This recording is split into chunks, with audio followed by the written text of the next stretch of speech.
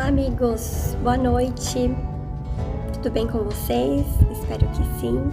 Estamos aqui em mais uma oportunidade de um estudo, de uma reflexão online a respeito de um tema do Evangelho segundo o Espiritismo, articulado aí com as demais obras da codificação. Para iniciar, vamos fazer a nossa prece. Mestre Jesus, bons amigos da espiritualidade, nós agradecemos por mais esse dia, agradecemos por mais essa oportunidade que estamos tendo de refletirmos acerca dos ensinamentos do Mestre Jesus. Que possamos trazer para a nossa vida os ensinamentos da doutrina espírita e diariamente refletirmos que somos espíritos vivendo uma curta jornada material e que para isso cabe-nos pouco a pouco nos transformando e que a doutrina espírita nos serve como bússola para isso. Muito obrigada, que assim seja, graças a Deus. O sacrifício é uma prática que sempre fez parte aí da humanidade. Se nós remontarmos à época dos homens primitivos, era muito comum em diversos grupos, em diversas sociedades que viviam distantes entre si, que não se comunicavam, mas que tinham em comum a prática do sacrifício, como forma de fazer pedidos, como forma de pedir perdão e também como forma de agradecer. Esses sacrifícios, eles estavam aí na forma mais comum de animais, né? Mas também existia o sacrifício das colheitas e, infelizmente, também o sacrifício humano. Então, isso é algo que era muito comum na prática dos seres humanos, né? Então, aqui tem um exemplo, né? No sacrifício de animais, que era o mais comum, o animal tinha que ser perfeito. A pessoa que estava oferecendo aquele animal, ela tinha que se identificar com ele, né? Tinha que ser ali o melhor animal, aquele animal pelo qual ela tinha mais carinho, né? Então, a pessoa que oferecia aquele animal, ela tinha que infligir a morte dele. E quando o sacrifício era feito em fé, esse sacrifício providenciava principalmente o perdão pelos pecados da pessoa, né? Então, quanto mais pecado a pessoa tinha, ela tinha que oferecer aquele melhor animal. E isso foi uma prática muito cultuada ao longo dos anos, e quando Jesus esteve aqui encarnado, vivenciando aí conosco os seus ensinamentos, ele se deparou com isso. E como ele mesmo disse, ele não veio destruir a lei. Então ele não podia simplesmente dizer para as pessoas que essa prática estava incorreta. Ele tinha que, através do exemplo, que através de atitudes, fazer as pessoas refletir. Ele sabia que naquele momento as pessoas ainda não estavam preparadas para discussões mais profundas, científicas. Então ele tinha que partir de hábitos e exemplos que as pessoas cultuavam no seu dia a dia, para então procurar a abstração, para então procurar a amplidão da consciência daquelas pessoas.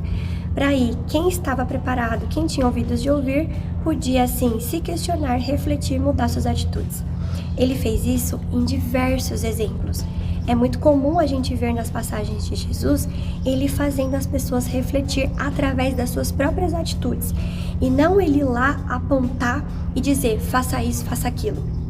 Um exemplo muito comum é aquele exemplo da mulher adúltera, o qual ali os senhores queriam apedrejá-la, e ele não falou, não, por favor, não apedreje essa mulher, isso está errado. Não, ele pegou a pedra e falou, ok, acho válido. Se está na lei, é para ser cumprido. Então vamos fazer assim. Quem estiver sem pecado, atire a primeira pedra. E aí o que aconteceu? Ninguém atirou.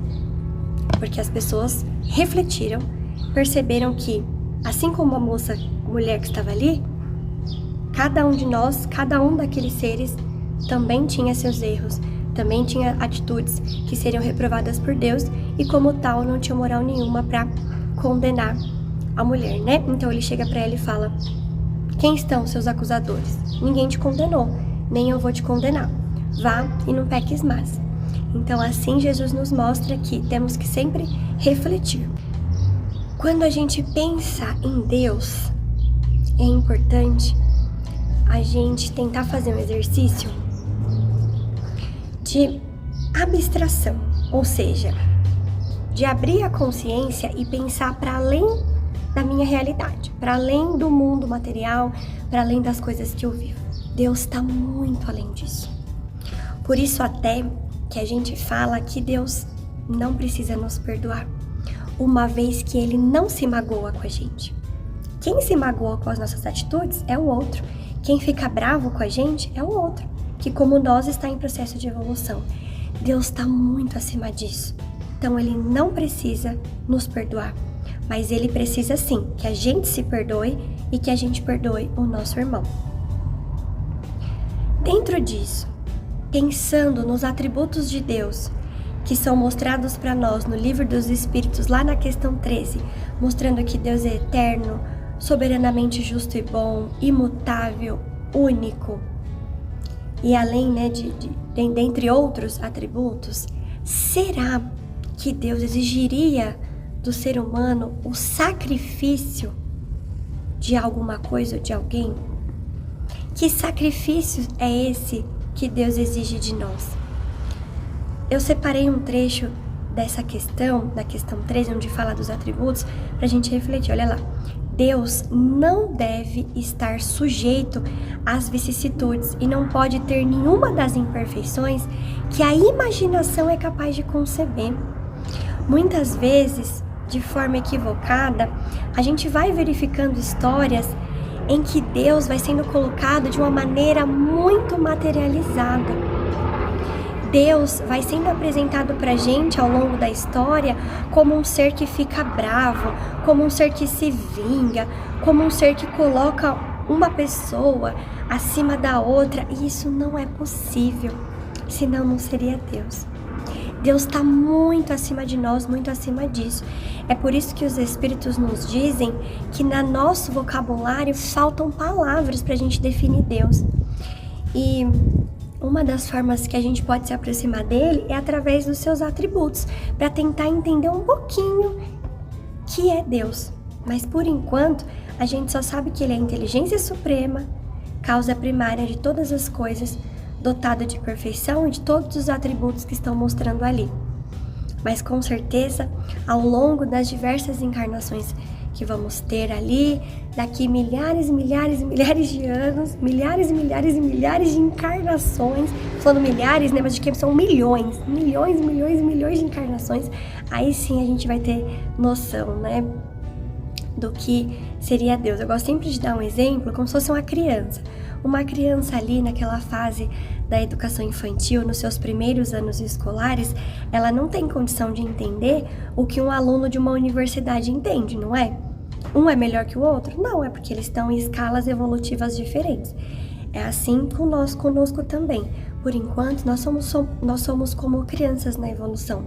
Por isso que não dá pra gente entender Deus com tantos detalhamentos, com tanta clareza. Mas à medida que a gente vai evoluindo, com certeza essa ideia vai ficar mais tranquila pra gente entender. Mas dentro disso, uma coisa a gente consegue entender: que Deus é bom, que Deus é justo, que Deus é perfeito. Então será mesmo que Ele vai exigir do homem um sacrifício, né, terceirizado? Eu vou sacrificar o melhor animal, eu vou sacrificar a melhor colheita, eu vou sacrificar o outro ser humano, eu vou sacrificar o meu corpo. Será que é isso mesmo que Ele busca de nós? Qual sentido teria isso para o nosso melhoramento moral e para a nossa evolução? Será que isso vai trazer algum sentido para a gente? Dessa forma, então, a gente vai se aproximando das passagens de Jesus lá no Evangelho, no capítulo 10, no item 7, em que ele fala assim: portanto, ele traz a passagem, né, lá em Mateus 20, 23, 24, que ele vai trazer a passagem em que Jesus vai falar a respeito do sacrifício.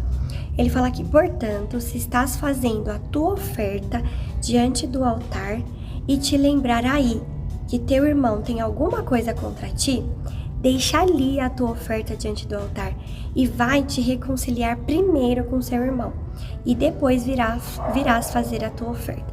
Então Jesus, ele não disse ali, né, para as pessoas, olha, esquece essa lei, isso é algo antigo, está ultrapassado. Não, ele sabia que isso só podia ser transformado aos poucos, através da mudança de hábitos e de consciência. Por isso, ele fez com que as pessoas refletissem. Olha, antes de você ir lá sacrificar algo material, vai lá sacrificar o seu orgulho e vai se reconciliar com aquele que você tem uma bronca. Antes de você ir lá sacrificar um animal, sacrificar algo, né, terceirizado, vai lá e sacrifica a si mesmo, mas não o seu corpo, não flagelando ali o seu corpo material, não. Sacrificando o que a gente tem de mais profundo dentro da gente, que são as nossas más paixões, a nossa personalidade, o nosso orgulho, o nosso egoísmo, o nosso ciúme, a nossa inveja. Por isso que ele está falando, reconcilia-se primeiro com seu irmão, vai lá, se transforma, sacrifica aquilo que está dentro de você, depois vem aqui fazer o que o mundo material está te propondo, porque isso ele sabia que seria passageiro e momentâneo. Agora, as lições internas e as transformações morais, elas ficam para sempre. Olha lá, então com isso ele nos ensina que o sacrifício mais agradável ao Senhor é o dos próprios ressentimentos. E nos fala também que antes de pedir perdão ao Senhor, é preciso que se perdoe aos outros. E que se algum mal tivermos feito contra um irmão, contra alguém, é necessário tê-lo reparado. Na prece do Pai Nosso, que Jesus nos ensinou, ele também diz isso, né? Perdoe as nossas ofensas, assim como nós perdoamos a quem nos tenha ofendido. Por que Jesus ensina isso em diversas passagens ao longo do seu evangelho? Porque ele, no alto de sua evolução, sabe que Deus em si não precisa nos perdoar porque ele não fica bravo com a gente. Ele entende e sabe que nós estamos no caminho da evolução. Quando uma criança faz ali uma traquinagem, faz algo que não nos agrada, a gente vai condenar aquela criança para sempre? Ou ficar ali exigindo que ela nos peça perdão a todo momento? Ou será que a gente, ao invés disso, quer ensinar para ela uma forma diferente de agir, para que ela se transforme e se torne um adulto mais consciente, mais respeitoso? O que será que é mais válido para a gente, enquanto adulto, enquanto pai, mãe, vovó, tio, tia, professor, enfim, o que é mais importante para a gente? Que aquela criança, a cada 5 minutos, vire para nós e peça perdão, ou que ela aprenda e mude a sua atitude? Com certeza é que ela aprende e mude a sua atitude, porque a gente não tá brava com ela, a gente não fica nervoso, odiando ali porque ela teve aquela atitude. Muito pelo contrário, a gente a ama e a gente entende que ela tá aprendendo e por isso que ela errou. E para nós, enquanto adultos, é interessante que ela mude a sua atitude, que ela aprenda que aquilo não é legal, se transforme e não repita mais aqueles hábitos. Não é assim? Então, se nós, que somos espíritos inferiores, pensamos assim, imagine então Deus, o nosso Criador. Jamais ele vai exigir que a gente fique se flagelando, se sacrificando, ou pior, sacrificando ali terceiros em detrimento de um perdão que só vai ser conquistado através das nossas atitudes positivas.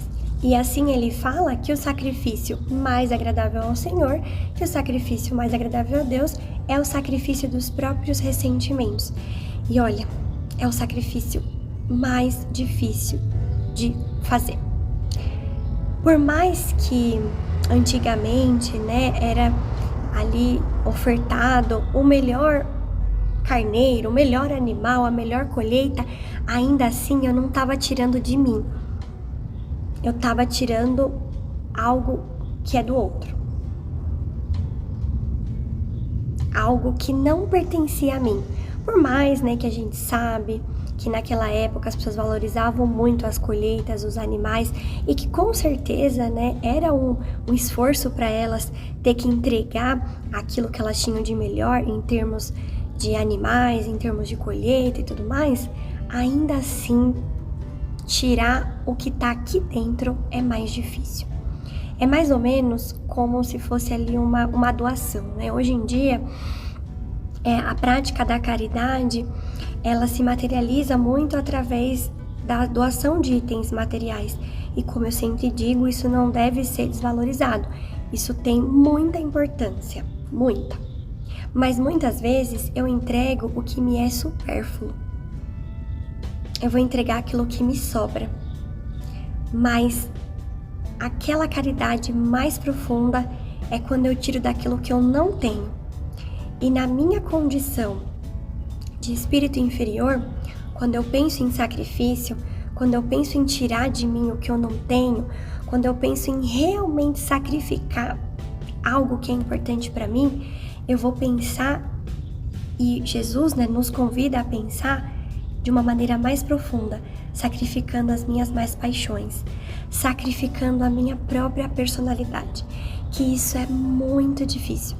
Ao longo dos anos, ao longo dos milênios, nós fomos nos tornando herdeiros de nós mesmos, construindo em nós hábitos, atitudes perniciosas que foram transformando e moldando a personalidade da gente. Ao passo que as nossas encarnações foram se tornando muito parecidas umas com as outras, nas quais nós fomos angariando esses sentimentos, que vão nos entravando, o orgulho, o egoísmo, que são aí os pais das demais vicissitudes que nós temos, dos demais vícios que nós temos. Ao passo que agora chega o convite da doutrina espírita para a gente abrir a mente e entender que o que eu preciso sacrificar em mim sou eu mesmo, no sentido de sacrificar aquilo que eu fui construindo e angariando ao longo das minhas encarnações e que foi moldando em mim uma personalidade viciosa e que isso me atrapalha.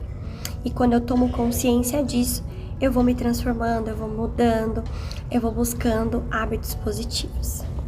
E é claro que quando eu digo isso, não é querendo dizer que é fácil, que é algo simples, porque falar é fácil, Quando a gente está lendo, é tudo muito bonito, nos enche os olhos e nos aquece o coração.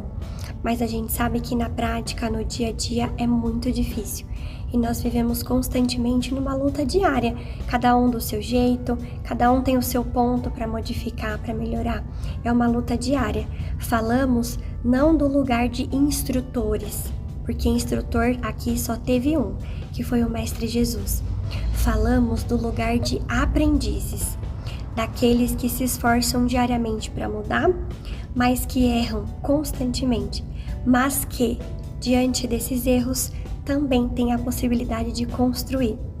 Porque, segundo diz o Evangelho, ali nas instruções dos Espíritos, o cristão não oferece prendas materiais, pois que espiritualizou o sacrifício, porque ele entende que o sacrifício agora não precisa ser mais o sacrifício material, e sim o sacrifício de mim mesma e das minhas próprias atitudes. E isso, como eu disse, não é fácil, mas é possível de ser conquistado através de atitudes simples. Eu gosto sempre de lembrar que as grandes caminhadas começam com o primeiro passo, e que se eu tenho em mim o desejo da transformação, se eu começar de algo que é muito difícil para mim mudar, de algo que é muito grandioso, eu vou desistir fácil. Então eu preciso começar dos pequenos hábitos, das pequenas atitudes, daquelas mais simples que às vezes a gente nem percebe, daquelas que às vezes a gente nem valoriza tanto, mas são elas que vão lograr, que vão construir as nossas maiores transformações. Muitas vezes, a vigilância de um pensamento, quando eu começo a refletir sobre o que eu falo, sobre as minhas palavras, sobre as minhas atitudes, sobre o meu comportamento com as pessoas que estão mais próximas a mim.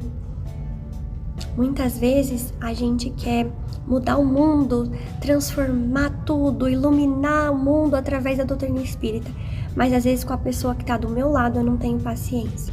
Com alguém da família, com alguém que convive comigo aí nas diversas esferas sociais, eu não tenho tolerância. Então, eu preciso começar daí, das pequenas atitudes, do simples, de olhar o meu irmão com mais tolerância e compaixão, de olhar para mim mesma com mais tolerância e compaixão, entendendo que eu estou aprendendo e que a cada dia é uma nova oportunidade de fazer melhor. É adquirindo o hábito de uma leitura edificante que vai transformar e modificar o meu pensamento diante aí das atitudes e dos diversos desafios do meu dia a dia. Começar o dia ali com uma simples leitura de um parágrafo, de uma frase. Manter o hábito de estudos numa casa espírita ao qual eu me afinize.